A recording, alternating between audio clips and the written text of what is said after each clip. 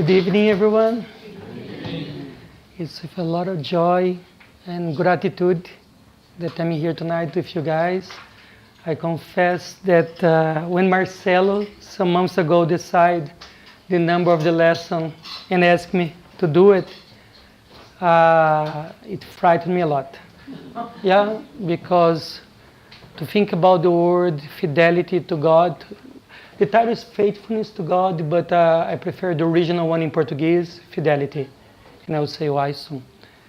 And it did frighten me because it requires a lot of reflection, and it has been a lot of reflection for the past months. What does that mean in our daily activities, yeah, with family, here in the center, and with ourselves. So thank you so much to be here tonight. And thank all the spirits who ask our guides to guide each one of our hearts. And we do this journey with Christ, coming back in 2,000 years to Capernaum and listen what he has to say to us. The reason why I brought the papers printed, because it's a short lesson, it's not so big. And I think, since I don't like slides for myself, because it's difficult for me, but so I'm going to read the whole lesson. Faithfulness to God, fidelity to God. The word fidelity can mean faithfulness, can mean being loyal, but we like to take the origin of the Latin, fidelis, that means to trust. So the whole lesson, we hope that you build our trust in God. We hope that by the end of this talk, we're going to be able to establish a better connection with the Creator and see that this connection already existed. It's a question to allow this to germinate from thyself, yeah? And on chapter 5, when Diego gave a lecture last month on the title Disciples, in the end of the chapter, from a passage from the New Testament from Matthew, and then Humberto de Campos, the author who channeled this book, he paraphrases and he makes a little bigger the meanings of each one of the sentences that Matthew explained in the New Testament. And you see some guidelines for the disciples. So they are in this meeting with Christ, they are listening to all these teachings, and they were in some way terrified from everything that he has said for them and what would be to build this kingdom of God. So they are continuing this conversation on chapter 6. The reason why you choose the lesson from the book Living Spring Apostles, because you read last time the disciples, and you see that it's a progression. They start to really germinate these concepts, to interact with Jesus, and see how this is felt in their hearts and minds in a way that will make sense to spread the good news. So this is about good news. I hope it's about consolation and enlightenment to all of us. Okay, so let's read the first paragraph and then you make some comments. A slight state of misunderstanding occurred in the fraternal community. After the first sermons by Jesus explaining how much work would be demanded from his disciples in order to build the kingdom of God. What? How would the good news possibly require such great sacrifice? Then the Lord was probing the depths of his beloved companions, brought them together one night, a few hours after sunset, soon after the crowds had left them alone. Symbolically, most of the passages in the New Testament, as well in the Old Testament, they have so many meanings, especially in the Hebrew teachings. But the night, as we have been studying quite a while in Spiritism, can have several meanings. It can be moments of introspection. It can be moments of struggles. It can be moments of uncertainty. It can be moments where you try to hide ourselves, where you try to dissociate ourselves from everyone. So they are meeting in this beautiful night in Capernaum with the beautiful moonlight that Humberto de Campos is going to describe, but they are feeling uneasy. There is a part of them that after listening everything that he said that would be the guidelines to spread the good news, It provoked a lot of questions because the questions was not germinating from Christ itself, was germinating from them. They were looking the way they perceive God, the way they perceive this kingdom, and that allowed them to feel this kind of emotional uneasiness. And Christ could see that. He could look deep in themselves and see what was required to bring them back to that state that was necessary to be an apostle. Kingdom of God. When you think about kingdom of God, especially if you go back in history, we think about a reign, where there are people being governed by someone. And they should respect it, that king. And especially if you're talking about thousands of years ago, if you don't respect it, you'll be imprisoned, you'll be killed, you'll be in some way punished. So that's the feeling that when you talk about kingdom, we have in our archives, in our memories. We still have this idea that this king is going to be an oppressor, that this king is going to be someone who imposes something on us, that this king is going to be someone who feels that we need to be subordinated to him. And that was the feeling they were having at that moment. And they could not grasp yet what would be. But Spiritism brings a teaching for us about what is God. First question of Spirit's book. I'm going to read for us. Question number 1. What is God? God is the supreme intelligence, the first cause of all things. Then Kardec, on the question 10 to 13, he asks some questions to the spirits about what are the attributes of God. Or the divinity. I'm just going to say the attributes, not mention the explanation. God is eternal. God is immutable. God is one. God is immaterial. God is all-powerful. God is supremely just and good. It's a new concept of God, The supreme intelligence of the universe. Could the supreme intelligence make a kingdom that was not the best for its people? Would he have a place that would not fit all the needs of the people who lives in his kingdom?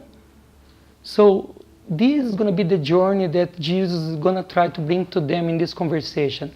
How to build a better relationship with God. How can you find in ourselves a different way to see our Creator?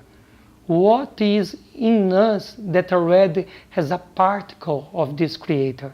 And you see that on question 621 from the Book of the Spirits. Where is written the laws of the divine laws or the natural laws? They say in our conscience. So take these meanings. The laws written in our conscience, God, supreme good, just, and always there for all of us, and bringing this kingdom as the whole universe. That's where Jesus is right now with the apostles. That's where he is inviting all of us. And the wording apostle and disciples, again, this was necessary for the time because they did come with a mission. They did come imprinted in their conscience not only the laws, but also what was meant for them to do in that life, what was their duties for that life. But we are all disciples. We are going to be always one day apostles, because the whole idea is to be able to take these laws that is already in us, decipher them in some levels, and one day be able to live in accordance to them. The Living Spring, when they say about the apostle, I like a sentence. He mentioned about doctors, he mentioned about philosophers, teachers, each one of their functions. But then he talks that apostles are the guides of the Spirit. This is a teaching for the Spirit, for the immortal Spirit. We're going to try to see a God that is not mature anymore, that doesn't represent an old man, and that is something that is so much bigger, but at the same time so much more present in our daily lives. Actively questioning Jesus. Then Jesus probed them to express their most intimate thoughts and questions. After listening to their simple and sincere confidence, the master pondered. He read them. He was a psychologist. Sometimes when people say that Jesus was a master, Jesus was a doctor, he's a psychologist of the soul, we don't grasp what does that mean. But then when you think in the context of reincarnation, that 4.5 billion years ago, this spirit already was a pure spirit and created this planet.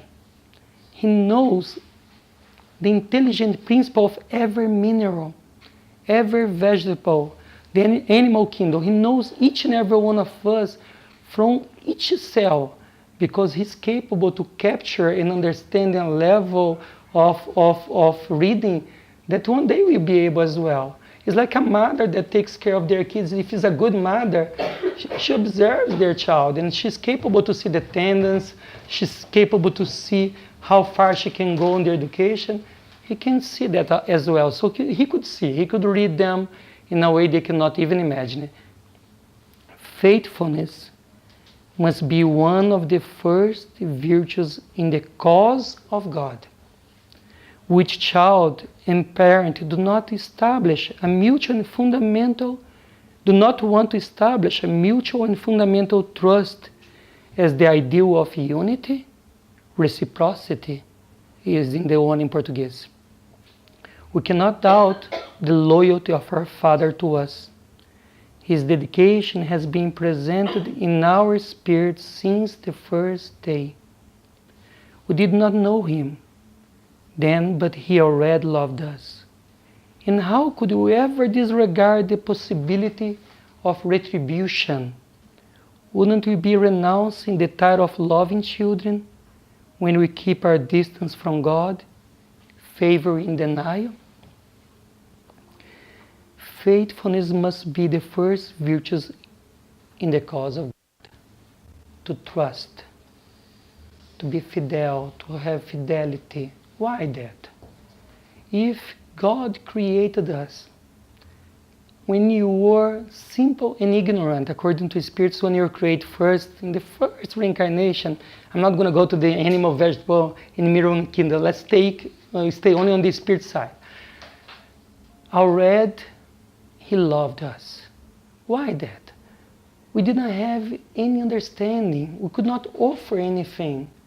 That's one of the biggest proof of the love of God for us, because he created us so simple, so fragile, but he took care of us from the beginning, and he's still taking care of us today. This is the God that Jesus is inviting the disciples to look at, because even though they are feeling this feeling of uncertainty, he starts to bring them closer to this light. He starts to bring close them to a concept that doesn't require to be a spiritist. It doesn't need to be Catholic or Jewish or Hindu. And at the same time, it's good to be all of them. Yeah, it's about this religare, the right meaning of religion, to connection, reconnection with the Creator that is inside each and every one of us. But also is with this being that we don't know where he is, but he's there and he loves us. So the first virtue is fidelity. Why? Because if you cannot trust the one who brought us to life, it's hard to want to listen to him. If he is a king, he has his attributes, as the Spirit's book said. It's important for us to know the attributes. When you're simple and ignorant, they cannot ask from us things that we didn't have yet the capability to. But as we become more mature, our conscience, where the laws are written, start to say, I want more. I want to feel more. I want to be more present. And that's why you cannot ask someone 300, 400 years ago to be the same level than you are today. And you cannot ask from today the same level that someone that's going to be 1,000 years from now, because as we evolve, as we mature these concepts, even the studies about God is going to be so different. Our feelings about these laws are going to be so different. The laws are the same, they're immutable, but our comprehension expands. And expanding this comprehension, we change our way to interact with one another. This interaction with the Creator changes our way for us to deal with our husband, with our wife, how we educate our children, how we see the concept of church, temple. Suddenly from a physical aspect, it becomes more ethereal.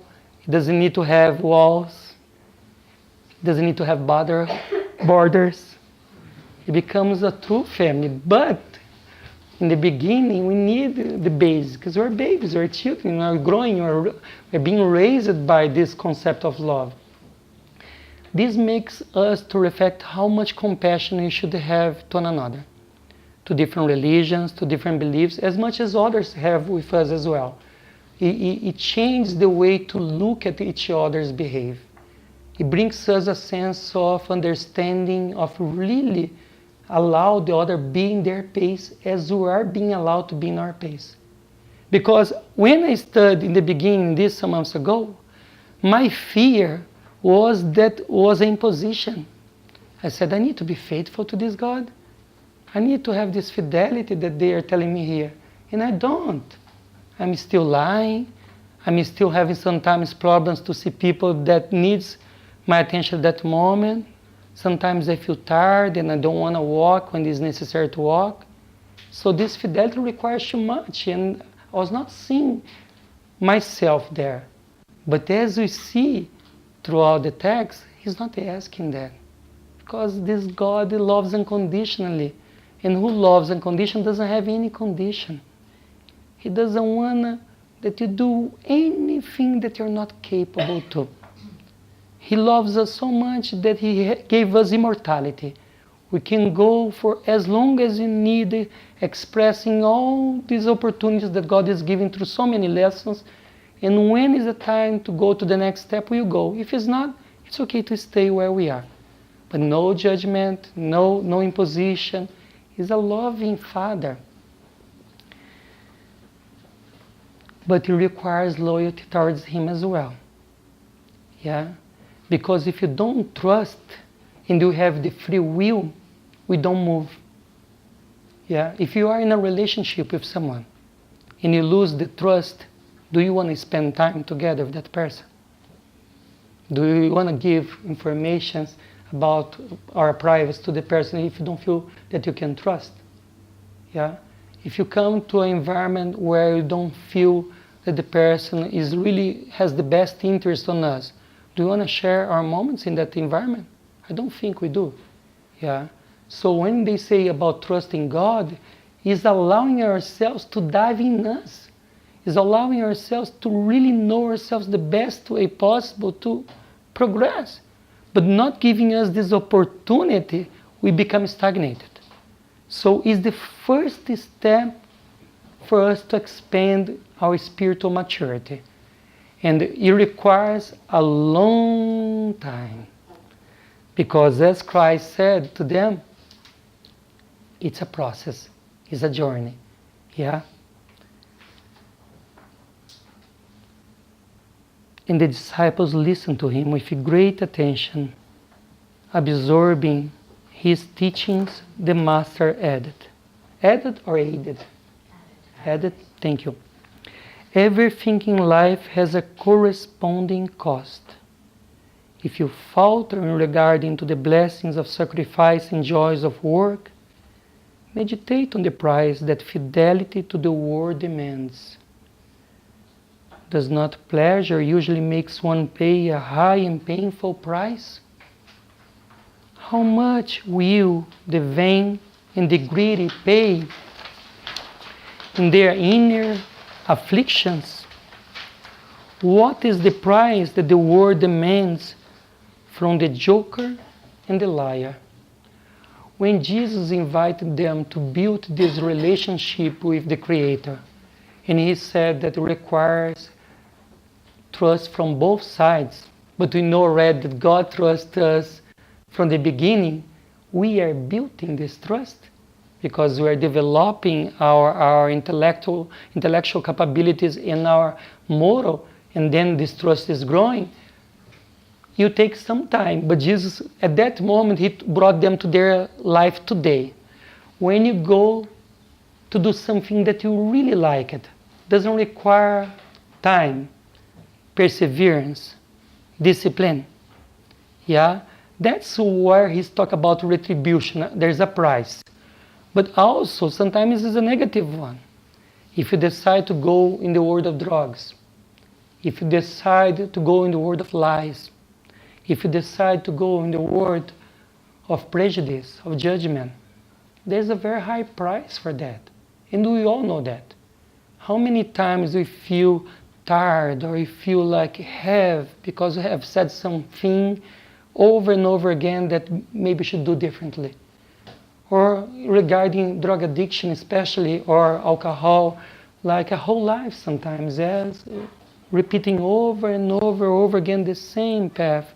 We're exhausted, disassociate from the family. We are not capable to spend the time that we used to with our friends, with our family. This is a very high cost. What about when you're greedy, when you're selfish, when you only think about ourselves? Is it not a lonely life to be only by ourselves? Going to sleep every day, leave our bodies. When you detach from the physical body, there's nobody there for us. I don't think anybody want to be there, yeah? So he's talking about that. He's meditating, inviting the apostles to think about things that we all do in our daily lives that disassociate us from this divine connection, but that has a price.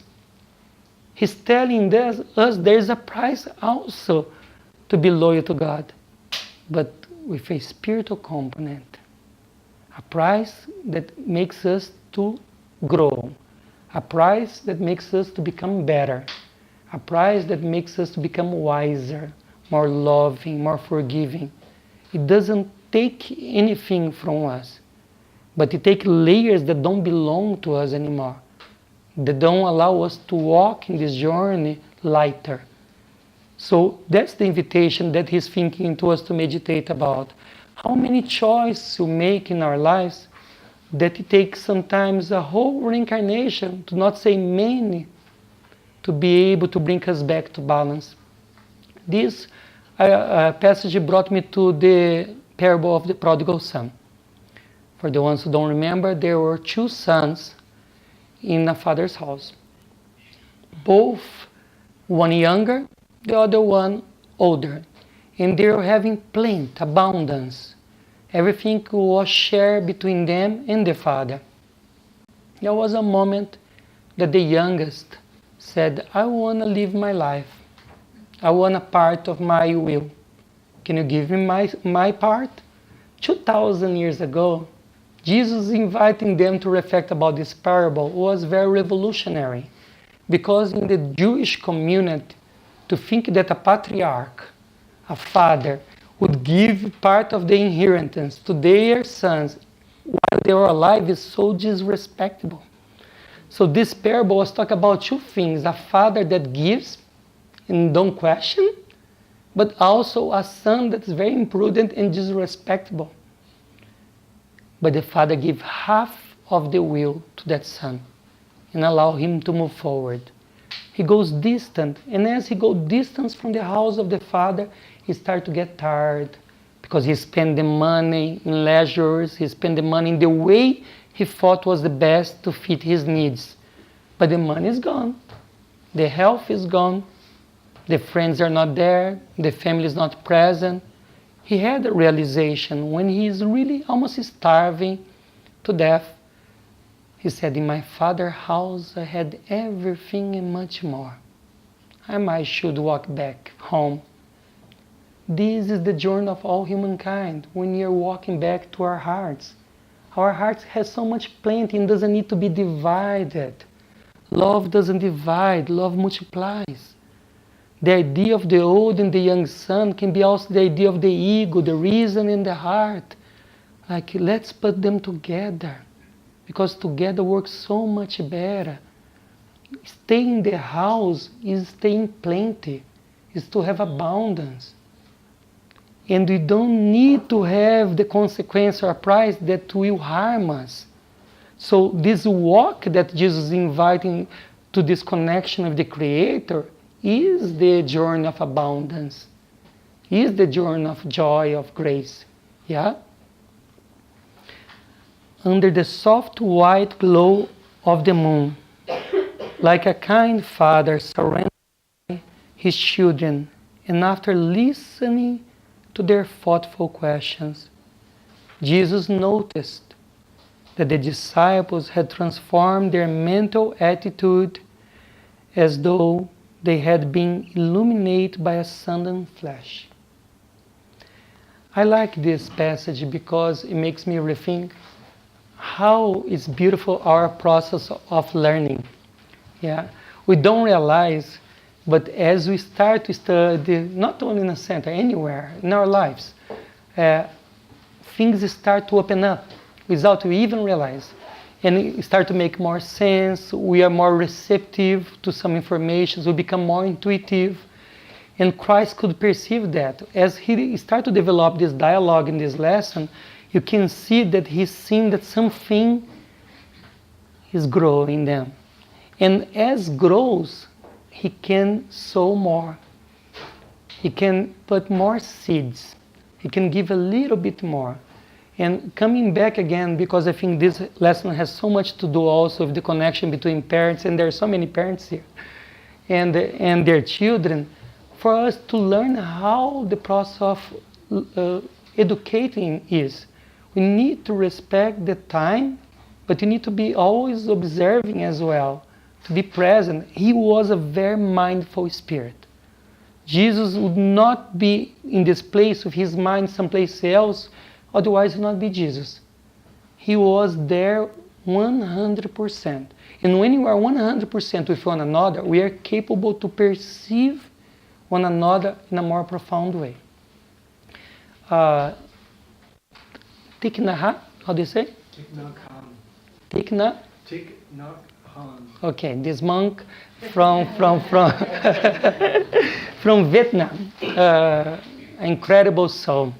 I remember once I watched an interview from him, and he said that every time he sees a person, he looks deep in their third eyes, he concentrates there, and he asks mentally, what is their pain in this moment? What is their suffering, and how can I be present to them now? Jesus was present. He was not invigilant for the needs of the apostle. He was like really there observing what he could provide to them to nourish their hearts.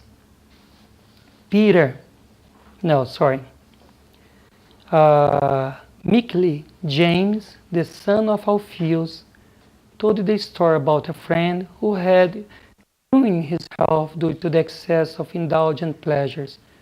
So you can see that when he start to talk about this bargain, about the retribution that you need to have when living only a material life, they start to question in their minds, through their memories, situations in their daily lives of people that were going through that and what was the consequence.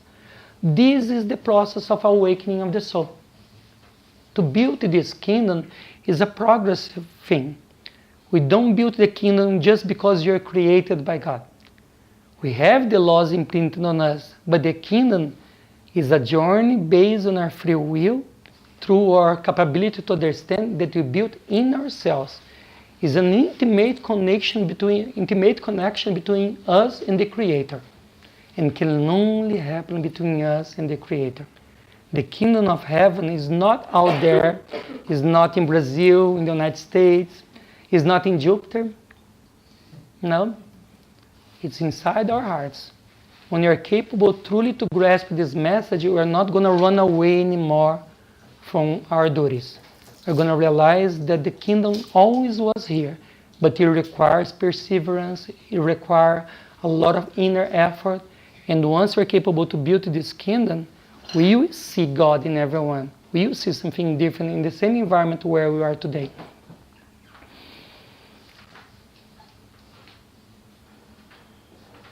Thaddeus, is that right to say? Thaddeus, very hard for me. Talked about an acquaintance who, after gaining great fortune, became stinging miserly to the point that he deprived himself from things that were necessary in order to increase his fortune. He ended up murdered by chiefs. It's a little bit drastic, yeah? it doesn't need to go that far. But don't you see ourselves sometimes in situations where we want to accumulate and accumulate and accumulate more things, and then when you look at back, there are so many things that you feel like heavy, almost you cannot move, yeah? And then we start to be suspicious, we start to be question others because maybe they're going to take what is ours, this is me, is mine, and sometimes they will take, as in this case happened, yeah? But it's worth to be in situations where you're capable, where we end up accumulating so much transitory things, not sharing, not allowing us to spend those beautiful treasures that was given by God to all of us, and be happier. Yeah. So anytime you go in this direction, it can be harmful. But I think we should evaluate this in a more deeper way. Health. We've all been given a beautiful body. We have legs, arms, the capability to go to the internet and build so many beautiful things. Yeah? What we are doing with these treasures that God is loaning to us? What we are doing with all these possibilities that each one of us has in so much plenty, in so much abundance, are you keeping to ourselves? Yeah, and if you're keeping to ourselves, how do you feel by the end of the night? Do you go to sleep and you feel comfortable, you wake up in the next day feeling how? Questions, yeah? So he's inviting all the apostles, and they were capable to, but you see, they don't talk about themselves yet. They are looking, Thaddeus was looking to someone else. Peter is going to do the same. Because it's easier for us to see on others what is inside of us and you're not capable yet to perceive. We're going to realize that as we evolve, instead to look outside, we're going to do the inward journey that requires so much more courage. Yeah, even to look in the mirror sometimes is hard. Yeah, I remember when TJ introduced me to Louise Hay, a spiritualist speaker in the United States, incredible being as well, that passed away already. But she had this mirror exercise. Sonia also introduced me to her. And about to look at yourself and say how much you love yourself every day, you accept it. And I tried to do, was not easy. No, because right away I see the other things. I was not looking to my face, I was looking to my soul. Yeah, and it requires a lot of courage to do this movement. But in order for us to progress, is necessary. And Spiritism does invite us to do a very intensive journey of knowing thyself. If you really come to a Spiritist center and we start to do a serious study, weekly basis, you're going to see that you are in the highest of the intensive care that you could imagine. And you have results, but you require a lot of courage to be able to perceive what is there. Yeah? Peter recalled the case of a fisherman who he knew very well. He succumbed tragically due to his uncontrolled ambition. There was another part that I didn't mention. Jesus, in the beginning, he was talking about the cause of God. But then you see here, Peter is talking about a cause, Thaddeus is talking about another cause. And one of the reflections that came, cause is right to say in English? Okay. It came in our mind, is that what cause we are serving. Yeah. In this case, he's talking about mature cause, and because of that, there are mature consequences. But then when you start to go another direction of his spiritual cause, we start to really see this sense of truly who you are, there's something else that you're going to be able to grasp that's so much more beautiful. Yeah, and in the beginning, he invited them, like, these teachings is for the ones who are in the cause of this merciful and loving God. Because then it makes sense. Otherwise, it will not make sense for us, what we're reading here today. Ambition. Yeah, ambition can make us feel a lot of pain sometimes, because never is enough. Yeah, you always want more.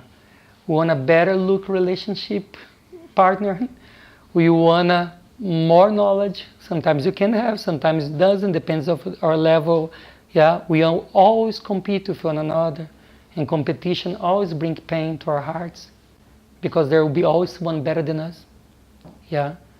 But ambition, it does sometimes take us away from the path. Because it gets in a moment that you become so frustrated that you cannot reach what you want to reach in the short time that you have, and you think that we are being failures. We start to think that you're not capable to achieve greater things, when it's not true. We're immortal spirits. It's just one fraction of our lives. It's okay, whatever we stand today, and there's so much space to progress. According to André Luiz in the book Missionaries of the Light, the majority of humanity in this level that we are in evolution don't go above 30% of the capabilities that we have in this lifetime. So there's so much space for us. But may this ambition be an ambition to improve the quality of our spirit. Because then the material world will be abundant as well in accordance to the needs of our soul. Because it varies, yeah? It's not about to give a value to that. Because the value is a material value. There is no value to the material world. Everything that we have here, doesn't matter if you're rich or if you're poor, if you're healthy or if you're sick, if you're intelligent or if you are ignorant. These are material values. They don't have any meaning in the spiritual realm. They're important for our progress on earth, but you don't take them with us. So don't give values for what we see with the physical eyes. Remember that all that we have here is for us to progress, but values, no. So don't judge. Don't judge the rich, don't judge the poor. Don't judge the sick, don't judge the health, because you're seeing a very small fraction of one reincarnation, yeah? Jesus listened to them with satisfaction and asked, don't you think that the price that the world demands from those who cling to its joys and riches is enormous? If the world asks for so much, why could not God ask us for faithfulness to His heart? We are now working for the divine institution of His kingdom on the earth. But how long has the Father been working for us?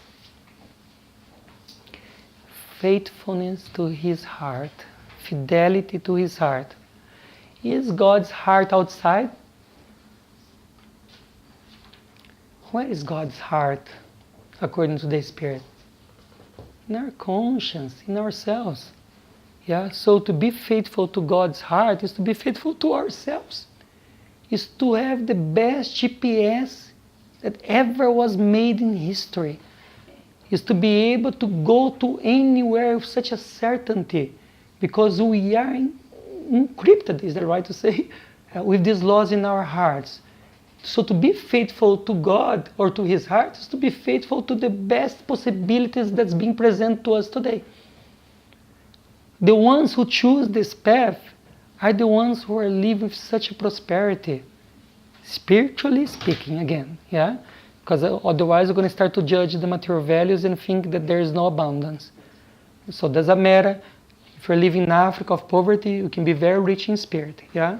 Or you can be also a president and very rich in spirit. It's depending how you're using all these transitory possessions to enrich the heart, to enrich the heart of God, yeah? So don't you think that's much more abundance to follow our hearts, our conscience, than allow us to go through the ego? Yeah. This requires so little. Very little. The spirits say that the only thing that we lack is the willpower to do things. If we have the will to do, we're going to be able to accomplish things that you cannot not even imagine. So the ones who decide to go to a life of prayers, meditation, doing altruistic things in lives, try to find a higher purpose behind everything that we do it. The ones who try to reconnect more and more to their beloved ones and also to our enemies, they are going to be in abundance. Because that's the GPS where you take them. Yeah? And this is the invitation that He is telling us to go through it. Not because it's imposition. is the only way we can expand. The spirit, as it's progressing, it grows also its light. One day we're going to be, when they say Jesus was a son, he might be. We don't know. According to the spirits, it took him 1,000 years to minimize his perispirit in order for him to reincarnate in this planet. So what's the size of this spirit in light? I don't have a clue, but it can be a sun. Yeah? So connecting with your hearts is expanding our inner light. Is allowing us to access all this information that's here for all of us and be able to really build up this kingdom. A kingdom that welcomes everyone. A kingdom that the door is always open to everyone. A kingdom that learns how to listen. A patient kingdom. Sometimes a silent one, but a very generous kingdom. Yeah, because it has plenty. There's no limit of, how do you say, you come. No, but it's not the word abundance. Of nourishment that can come from someone who decides to go through this journey. To build this kingdom requires us to exercise our free will in a progressive movement. But the beautiful thing also about that is that when you go to the Spirit's book in the 3rd chapter, the moral laws, the spirits describe all the 10 natural laws. One of the laws is the law of destruction. Even if you don't accept the change, our body will die. Our planet one day will die. Yeah? But the spirit, no. The spirit is eternal once it's created. Yeah? So sometimes there are natural consequences necessary for us to allow us to move forward. Yeah? Sometimes a disease, a death of a member in our family, a divorce, something that gives us the movement to keep going, because we can procrastinate it. Sometimes we can stagnate, yeah. And this kingdom is a kingdom of work. With this Father kingdom, they never stop working, but they work with joy. They work replenished. They don't feel exhausted. I remember about Chico Xavier, this medium that channeled more than 480 books in Brazil, and many of these books has been translated, and thank God we have now to study here in the center as well. In the end of his life, he channeled more than 20,000 letters, of consoling letters for people who had members who passed away and they needs consolation. There was a moment that Chico was he wanted to spend some time more with his friends. And he decided one night to spend more hours talking to his friends. But think about that, a person that channeled 20,000 letters, 480 books, took care of his family, took care of so many people that cannot even imagine. I don't see much free time there, yeah? But there was a moment that he wanted to stay mineiros, these people who lives in Minas Gerais in Brazil. I was not born there, but I spent a long time, part of my life in this state. They love to talk, and they love. Well, they like to drink cacao. There's a green soup in the night, and sometimes play the guitar and talk about politics, philosophy, love, arts. And it's beautiful to spend a time with a mineiro. And Chico is a mineiro. He was born there, so he wanted to spend some time as everybody else does. But Chico used to sleep only 2-3 hours per night, and he was very well. That night, when he decided to spend a little more hours awakened, when he woke up in the next day, he was exhausted. He felt like a very old man. He could not even drag his legs on. And then he called Emmanuel, his spiritual guide. And Emmanuel said, "You had an ordinary night last night, as everybody else, so you woke up as an ordinary man." Yeah, you want to have the level of energy that we provide to you is when you're doing what you're meant to do. So these calls bring us back to reality because we're not Chico. And is when you're not connected with your hearts. Yeah? Doesn't matter if you sleep 8 hours, 10 hours, 12 hours. That doesn't matter. It's just, semantics. But the question is, what do you do with those hours? Yeah, because this kingdom is a kingdom to improve the quality of the spirit. And as we remember, the body needs to rest. The spirit doesn't. Sometimes the spirit rests as well. In general, it doesn't need to. When you go to sleep every night, the body sleeps, the spirit leaves the body right away, and you're going to do whatever we feel in our hearts and minds, what kind of connection we have. So bringing this concept to the material world, we can improve a lot the quality of how you're using our instrument, yeah? We have a Ferrari, but sometimes I think we see our Ferrari as a carriage, yeah? And sometimes there's no horse in front of the carriage. Yeah, you can do so much more, but always with balance, yeah? You want to say something, TJ? No. Okay. These questions lingered in the air without an answer from the disciples, because above all, they heard the answers that were coming from their own hearts. So the way he is having this dialogue, he's allowing themselves to make this reflection of themselves. That's the idea of education, coming from inside out. Yeah. As much as you think that you can really teach one another, you cannot teach anything to anyone. The real learning process, it happens from inside. That's why it needs to be organically. It has a time for each and every one of us because we have different history and different experiences as well in the environment. Jesus knew that. He knew that something would germinate from them, would allow them to be able to see something that they were not capable to see at that time. But would require for them more reflection. And he's continuing in this journey. Yeah? Let's go. The reflections of the moonlight from the vast heavens shone upon the calm surface of the lake, giving the impression of a lovely path to the horizon above the water amidst the dazzling rays of light. It's changing. The night is the same, but they start to have a different relationship with that night. Yeah? And I think this happens to all of us. We go through so many situations in our life, but we perceive differently as we progress. We can be walking the streets of New York in a beautiful sunny day, but if our boyfriend or girlfriend broke up with us that morning, it's going to be a big storm. You're going to look to the sky, you're not going to see a blue sky. You're going to see a very dark cloud. Yeah, because it's our perception.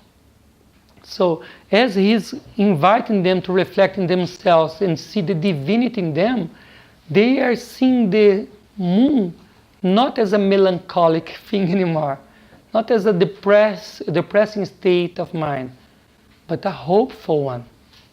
Arthur Valadares, who was here some weeks ago, incredible Brazilian spiritist speaker. I was so afraid to talk after him because I said, oh my God, this guy knows so much. He has a memory that you cannot even imagine.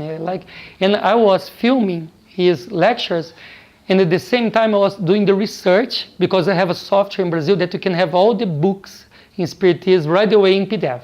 So I was taking the book and putting right away, posting on the Facebook Live. And he was saying the page, the title, and the passage. I said, where is this coming from? His GPS and his CPU is excellent. So I said, no, I don't want to talk. That's why since then I decided no slides, and it's going to be a conversation.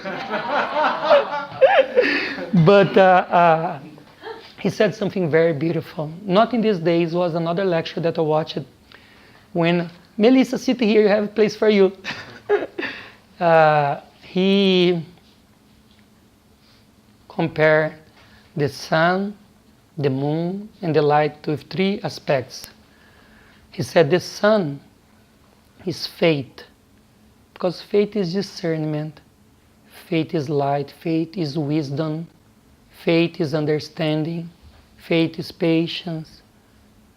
The moon is the hope, that reflects the light of the sun in the 9 days of our lives.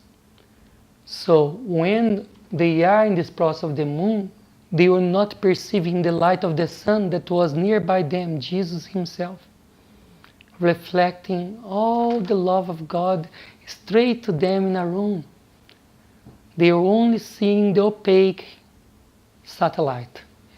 They could not perceive that even in the night times, the moon is reflecting the light of the sun.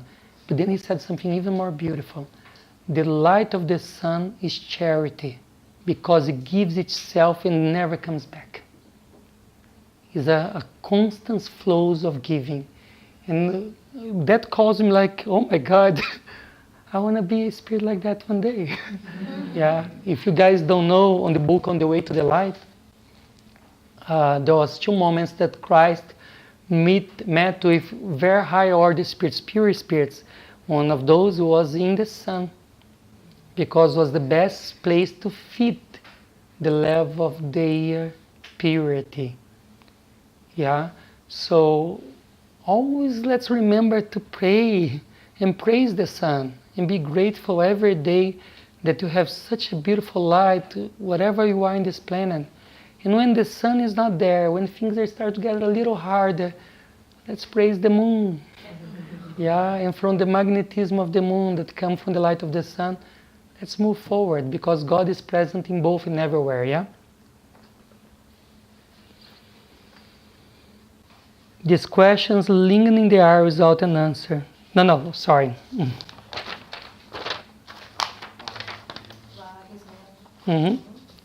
While his companions were meditating on everything that Jesus had said, James talked to Jesus in the following terms.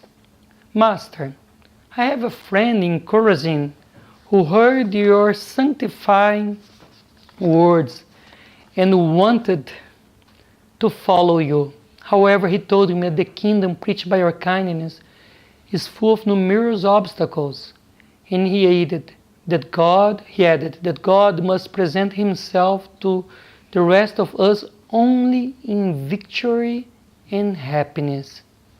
I must confess that I hesitated before his observations, but now clarified by your teachings, I better understand you, and I affirm to you that I will never forget my faithfulness to the kingdom. I realize time is going very fast, and I'm going to speed up a little bit, okay? I'm sorry. This is beautiful, because I think this is a reflection in a way that we still interact with God, very much similar to this friend of James. We have a tendency to see God only when things are doing well. Yeah? Good example. When you are sick and you improve, oh, thank God he helped me. Yeah? But nobody say thank God because he allowed me to be sick. Thank God when I have a lot to pay my rent, to pay my debts. But when I don't have the money, I don't thank God. Yeah, because we still see a God that bargains with us, a God that gives to us everything that we want. Not a God that allows us to grow from the experience that's necessary. Because as you read in the Spirit's book, the Supreme Intelligence, how the Supreme Intelligence would make a mistake? It requires a lot of reflection regarding resignation. The spirits don't invite us to be passive, but they do invite us to be pacific sometimes with situations. Yeah, pacific? Specific. No, pacific, meek. Oh, me. Yeah. He invites us to see the same opportunity, maybe as a lesson that I'm not capable yet to grasp what is there for me. But never as punishment, never as a mistake. Yeah? And the way the apostle James saw before this conversation with Christ, based on what his friend from Chorazin said, he saw a father only in moments of happiness and moments of victory. We still see God like that. If the things don't do well for us, we think that we are disconnected from God, or that God is leaving us unattended. This kingdom is perfection. And as a perfect kingdom, there's no place there to have mistakes. And if you really perceive this in this level that He's inviting us, it changes a way of seeing adversity. It changes a way of our way of seeing obstacles. Suddenly, we don't see anymore things that are here to stop our process or to make us unhappy or to take away of us abundance. But we're seeing those things as the necessary correction or lesson that is necessary for me to learn something that my Father knows better than myself. Because then comes humility. In the medium's book, they say the two attributes for a good medium, and I would say for all humankind, is selfless and humility. Is that right to say selfless? Selflessness and humility. Detachment from any agenda, any desire to retribution of anything we do it. Being there like this light of the sun just for the sake of being there. Yeah, and humility. Because humility is what sometimes we're being invited, at least in these studies here tonight, to see that God knows better. Yeah. How can I build a good relationship with my Father if I disrespected His wisdom? If I really, that's not blind faith. That's a very rational thought. How can I really establish a healthy connection with the Creator if I think I know better than Him? Is the prodigal son. Is when you decide that I don't want to do a prayer. I can go by myself. I don't need to meditate. I don't need to ask my family an advice or to look for a professional to give me a little bit more guidance. I can do by myself. We don't do anything by ourselves. We live constantly codependent of one another. Incarnate and discarnate. This is a huge family constellation here. And the ones who have these comprehensions are the ones who are capable to move in a more harmonious way in this life. During his spontaneous confession, the apostle's voice was filled with sweet and friendly enthusiasm. You see, that's changing. The Lord took advantage of the moment to do some divine sowing and kindly exclaimed. You see, divine sowing. When you think about the parables of the seeds, yeah? There are quantity for each and every one of them.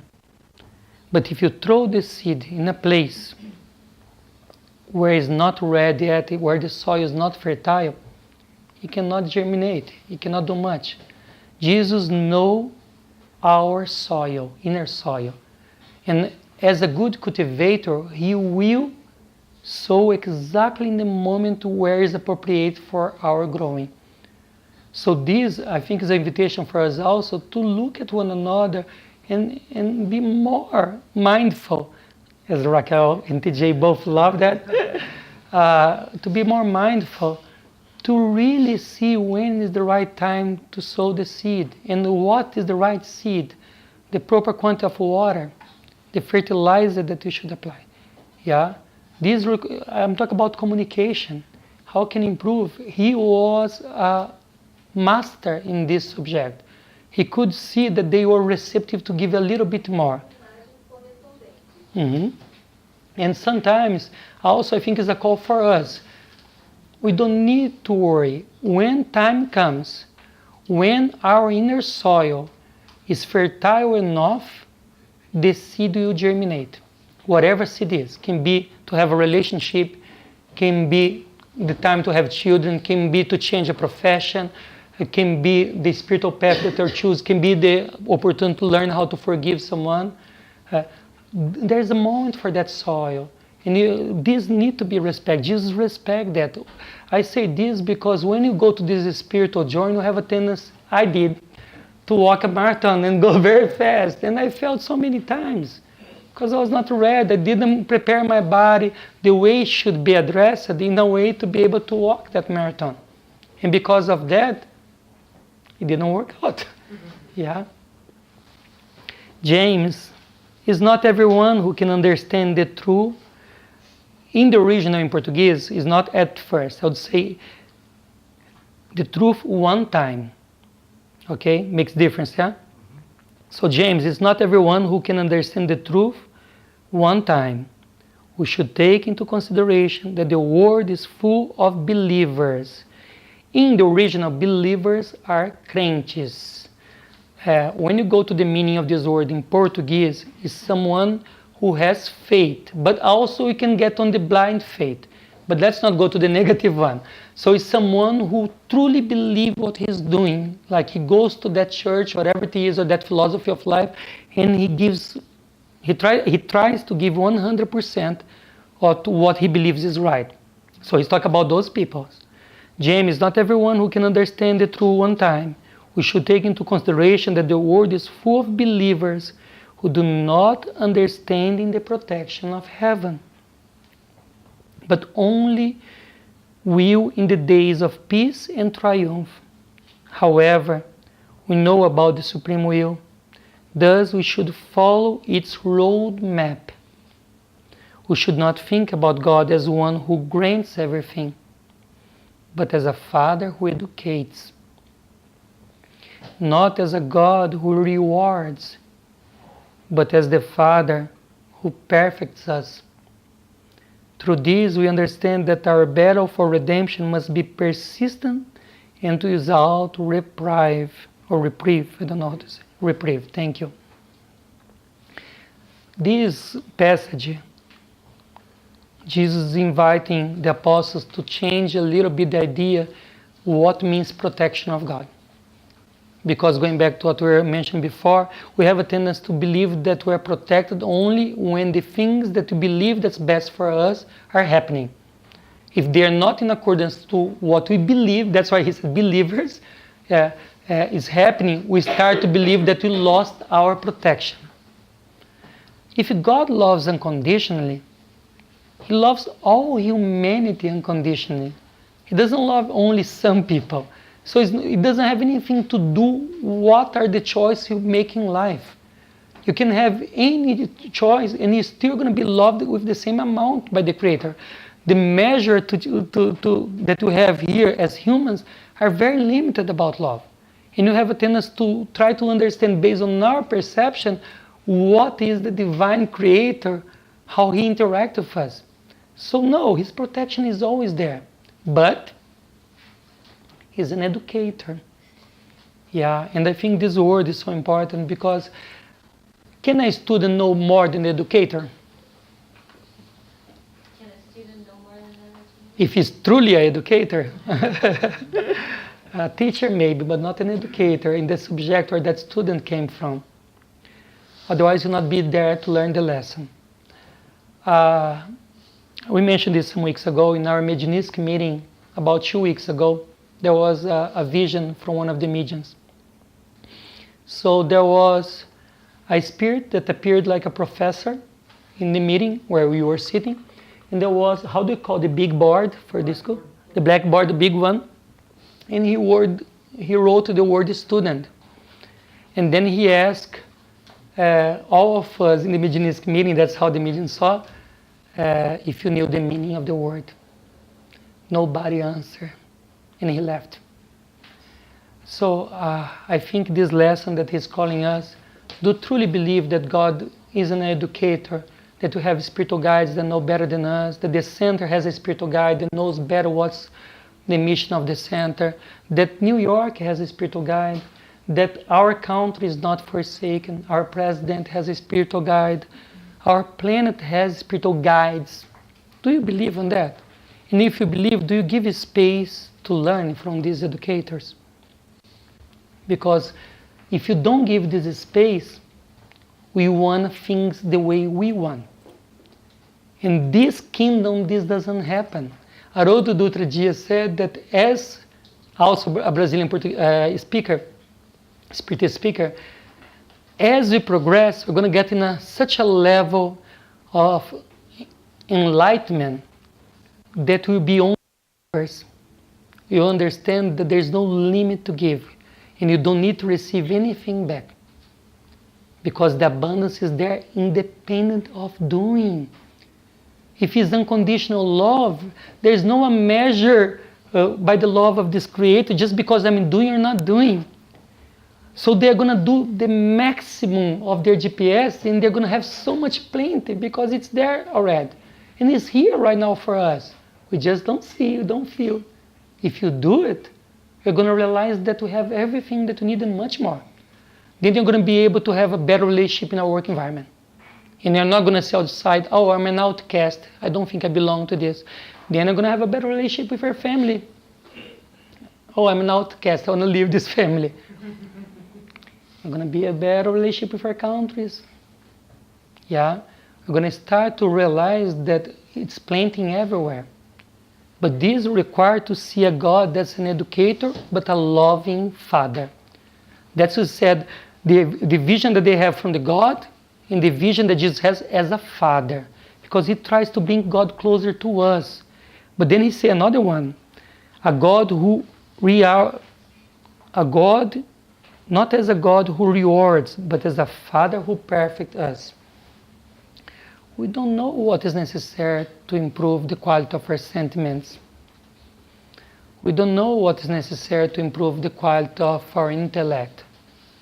And there are so many spirits out there who do know. And they prepare with so much love in this kingdom.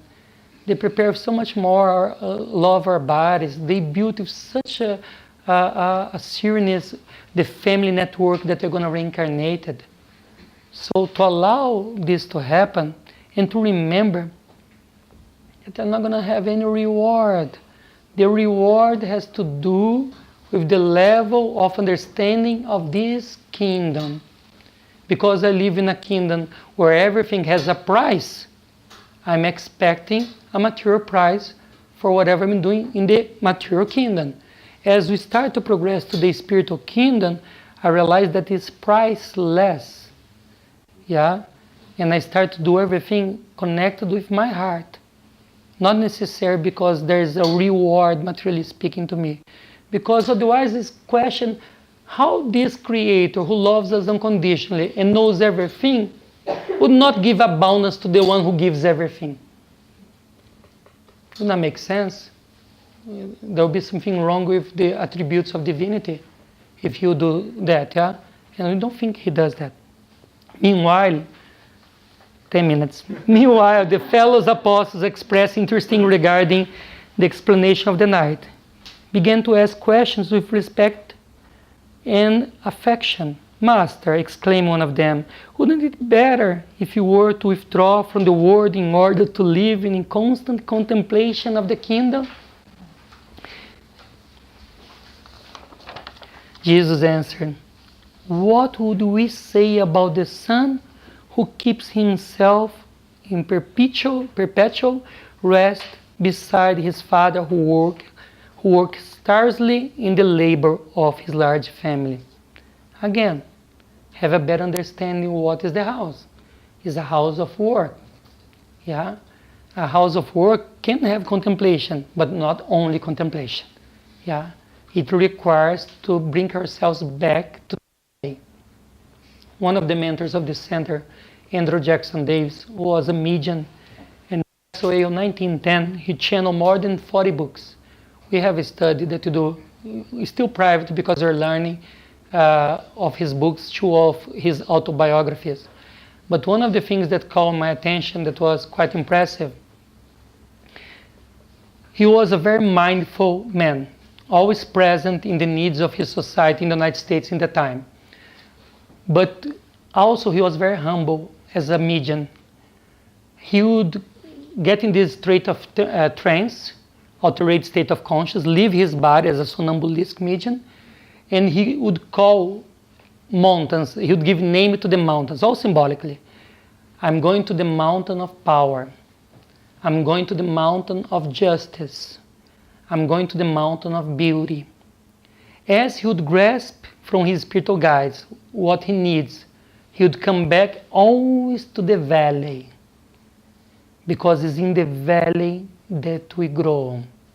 It's here living a life with our family, walking the streets of New York, learning how to have patience, respecting the subway, being more tolerant with one another, learning how to forgive. Is in the valley that we grow. We don't grow when you are there meditating, because there's a reason to have the physicality of our bodies. It doesn't allow us to run away. The reason why he put this question, because many of us, especially when we start to develop more our senses and detach from our body, we have a tendency to run away. Yeah, we meditate and I went to this beautiful kingdom. What did you do there? What did you learn? That's a question that sometimes in the mediumistic meeting is necessary. What you brought from this experience? Because if it was a very elevated place, you brought more tools to work in the valley. Yeah. So he's inviting these apostles, yes, you can meditate, you can reflect it, but come back to the real life that is being given to us in this moment and do the best in accordance to what is being presented, yeah? Thaddeus then inquired, but how should we live as men, as an apostle of the kingdom of God in this world? How shall we live as a man and as an apostle of the kingdom of God in this world? He thinks that these two things don't walk together. I think we still think like that as well. I'm not an apostle. I'm not a disciple. I'm not a pure spirit. We have this tendency to, every time that is asking a little bit more of us, oh no, but I'm not there yet. They're not asking us anything else than you can do it. Yeah, I think these are in accordance to our capabilities. Otherwise, they will not bring to us. They don't want to bring things to harm us, to make us feel lower. Everything this here written is for us right now. In fact, explained the Messiah, no one can serve two masters simultaneously. It's foolish to try to live at the same time for the condemnable pleasures on earth and try to live for the sublime virtues of heaven. The disciple of the good news must serve God by serving his work in this world. He knows that he is working very hard in a large field owned by his Father, who observes him with care and knows that he carries out his work with love. Again, yeah, the GPS is only one. We can use it or not. Yeah, we don't have two GPS. We think we do. Yeah, the law is only one, is immutable. It's not a law only for the Spirit Center. It's a law for the whole universe. The ones who are capable to take this law seriously and start to implement in our lives are the ones who are going to have the best road to arrive self-enlightenment. Yeah?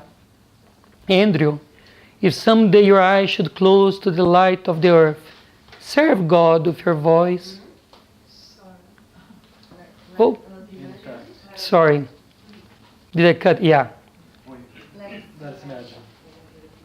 Where's my paper?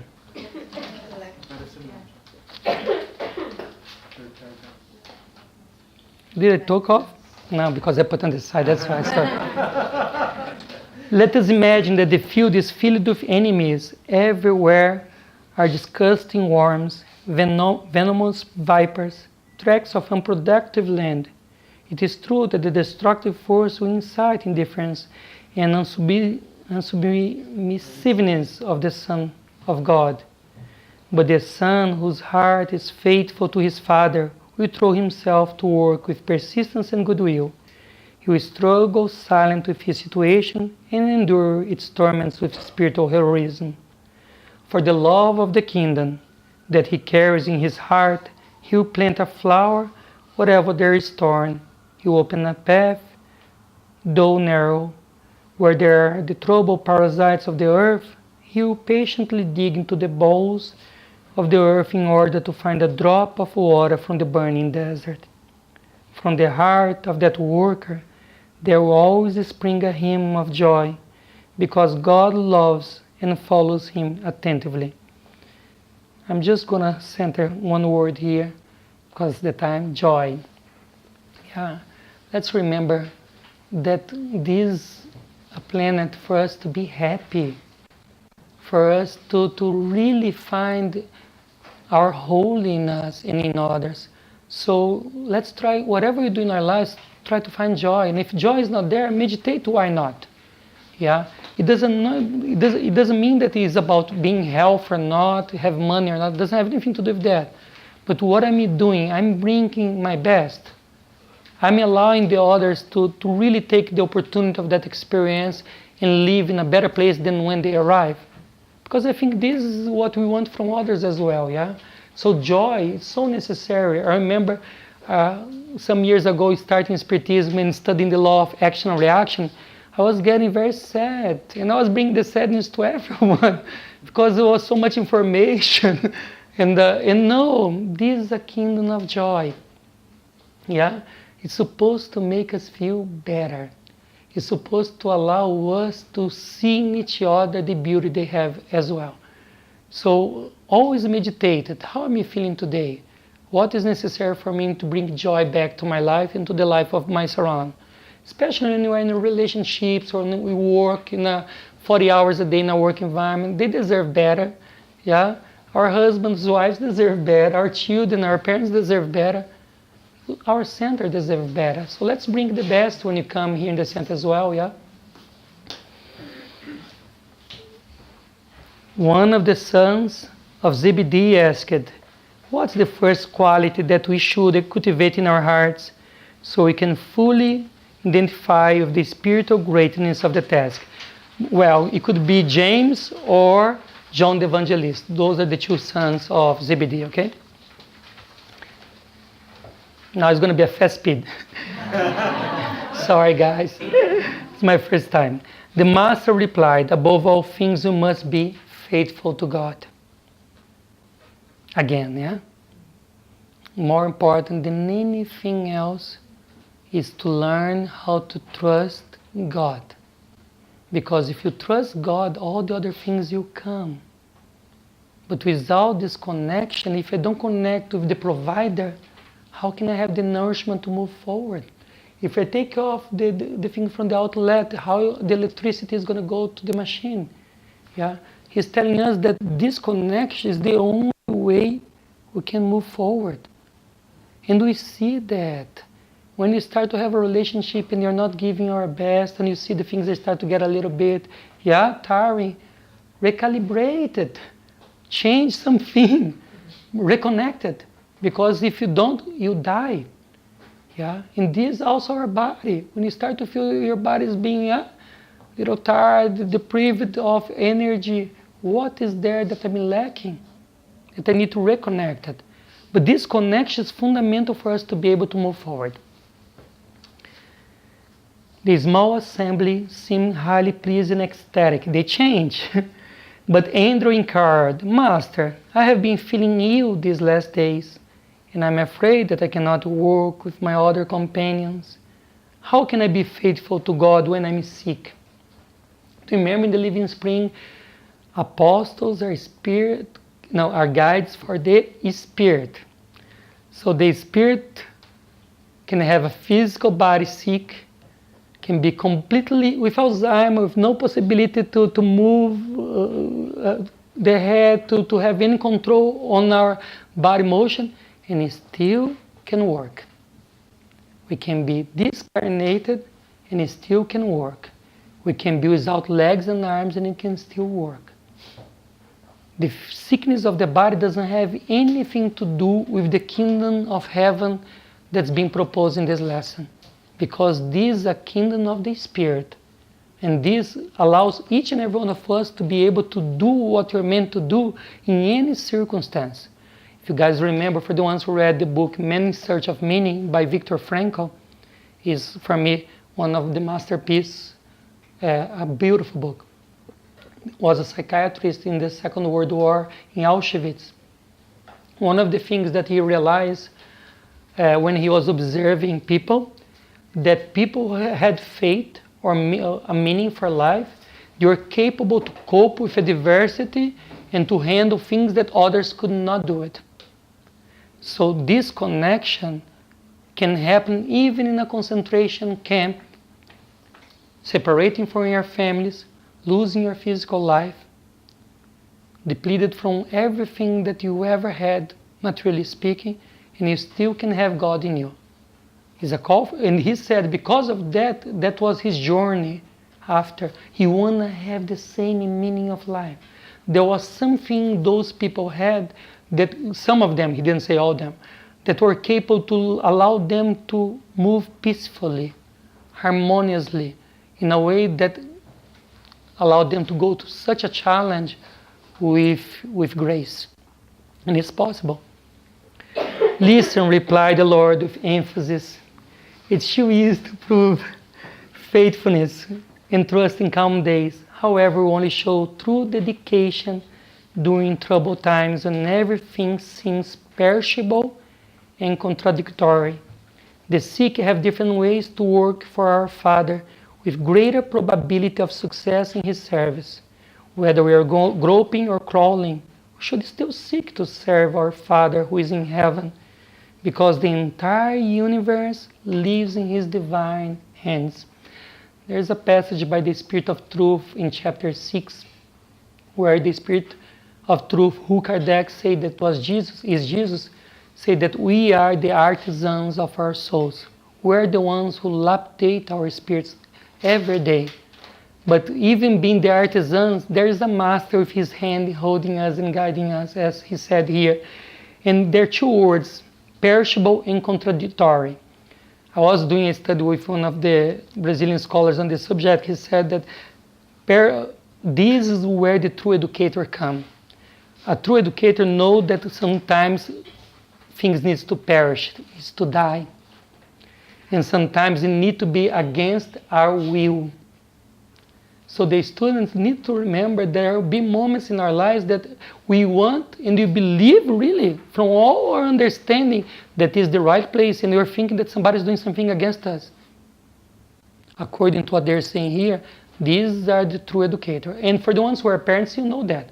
There will be moments where you need to say no or give a lesson that your son or daughter needs to learn, even if they don't like it, yeah? They continue for the next time this conversation with the apostles. And as we see, they start to really feel moved by these teachings. By the end of this conversation, something changed in them. And to finalize, because it's time already, okay? I'm going to go to the last paragraph.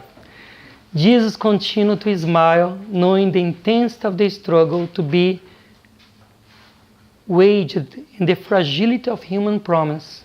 However, the memory of that luminous night in Capernaum was never erased from their hearts of the apostles.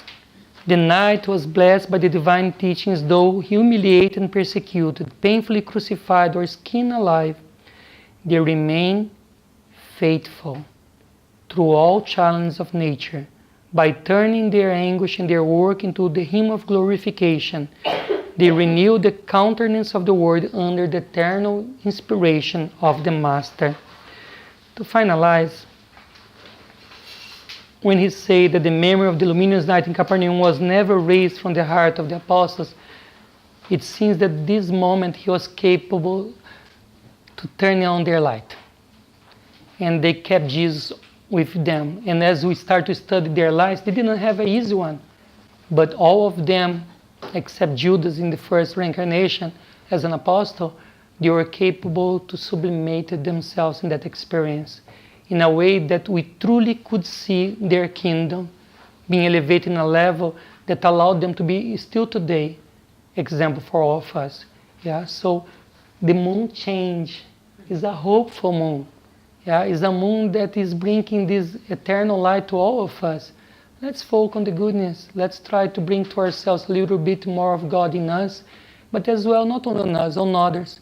Because if you're capable to do this and build this relationship, things will transform. Yeah? Thank you so much, guys. I'm sorry about the time. God bless you.